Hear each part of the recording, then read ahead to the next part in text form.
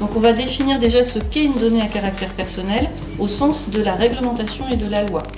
Le RGPD, la réglementation européenne qui est d'application immédiate en France quand même depuis 2018, qui en fait reprend beaucoup de principes de la loi informatique et liberté. C'est essentiel, pourquoi? Déjà parce que c'est le droit et on devrait déjà dans les entreprises être au fait depuis bien avant puisque la loi informatique et liberté date de 1978.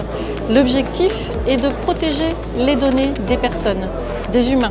Et donc c'est véritablement le moment où on peut les attraper sur ces sujets, montrer aux responsables de traitement qui sont tout simplement les responsables d'entreprise, qui sont responsables. C'est à eux de protéger les données de leurs clients, de leurs partenaires, de leurs sous-traitants aussi, qu'ils ont des responsabilités vis-à-vis de ces personnes et que ce serait quand même mal vu si ces données transitaient dans le dark market, le black market, parce que l'image de marque s'en ressentirait. Sans parler forcément des sanctions que la CNIL pourrait imposer, mais déjà le simple fait de savoir qu'une société avec laquelle je travaille a été dépossédée de données personnelles me concernant, je ne suis pas sûre que je retravaillerai avec, vous voyez. Donc c'est quand même très très important, ne serait-ce qu'en termes d'image.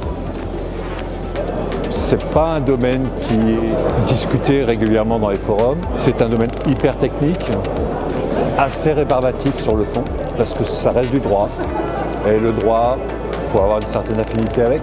Donc ce genre de conférence, en fait, met l'accent sur des démarches que chaque entreprise doit initier, doit faire comprendre à ses employés. Et c'est pas inné.